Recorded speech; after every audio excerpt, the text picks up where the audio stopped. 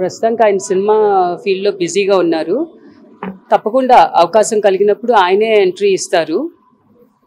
Nandamuri Harikrishna వారసుగా political entry ఎప్పుడు ఉంటుందని చెప్పేసి కూడా ఫ్యాన్స్ చాలా ఎదురు చూస్తారు. దానికి సంబంధించి ఏం చెప్తారు? అదే అండి, ఆయన సినిమాల్లో బిజీగా ఉన్నారు. అవకాశం వచ్చినప్పుడు ఆయనే వస్తారు. ఆయన్ని కంటికి రెప్పలా కాపాడుకుంటూ పార్టీకి కష్టకాలంలో ఉన్నప్పుడల్లా నేనున్నాను అని పార్టీ కార్యకర్తలందరికీ భరోసా ఇస్తూ ముందుకెళ్ళారు. ఆయన ట్రాన్స్పోర్ట్ మినిస్టర్గా కానీ మహిళలకి ఎప్పుడు అండగా ఉండి వాళ్ళకి కండక్టర్లుగా అవకాశం కలిగించారు. అలాగే రాజ్యసభలో కూడా తెలుగు వారికి గుర్తింపు ఉండాలి అని తెలుగులో మాట్లాడుతూ ఆయన తెలుగు మాట్లాడాలి మనం రాజ్యసభలో అని ఆయన వాయిస్ రేస్ చేశారు. నందమూరి తారక రామారావు గారికి హరికృష్ణ గారు ఎప్పుడు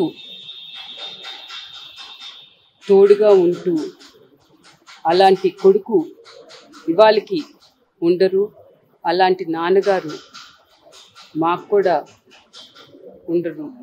వి మిస్ హిమ్ ఎ లాట్. ఆత్మాభిమానంతో కూడిన అభిమానులకి తేడా ఉంది. అది ఎట్లా అంటే పోరాడే తత్వం, అంటే మామూలుగా అభిమానించేది కాదు ప్రతిదీ. అలా నా మీద కూడా ఒక సర్వే చేసిన అద్భుతంగా ఉంది, చేసేద్దామని గ్రీన్ సిగ్నల్ ఇచ్చాడు ఆయన.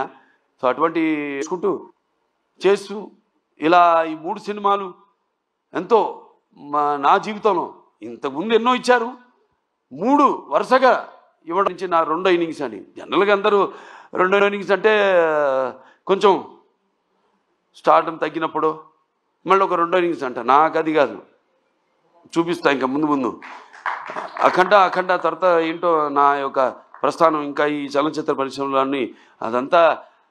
నేను ఇంతకుముందు ఏం చూసి ఇతనికి ఇంత అహంకారం అని అనుకుంటారని, నన్ను చూసి నాకే ఒక ఇదని ఒక పదులైన పొగరని. చాలా సంతోషం, ఎందుకంటే నాన్నగారే నాకు ఇన్స్పిరేషన్. అలాగే ప్రేక్షక దేవుళ్ళు వాళ్ళు ఇస్తున్న ప్రోత్సాహం.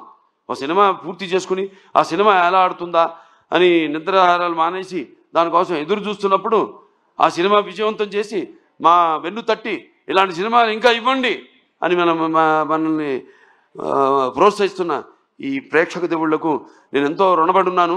నా అభిమానులకు, నేను చేస్తున్న ఏదో ఈ క్యాన్సర్ హాస్పిటల్ ద్వారానో లేకపోతే ఒక హిందూపూర్ ప్రజాప్రతినిధిగాను ఎమ్మెల్యేగాను నేను కాకుండా ఒక కళాకారుడిగా కూడా నేను చేస్తున్న దానికి ఇన్స్పైర్ అయ్యి ఆదర్శంగా తీసుకుని ఎంతోమంది అభిమానులు కూడా వాళ్ళు ఎన్నో సాంఘిక సంక్షేమ కార్యక్రమాలు చేపడుతున్నారు.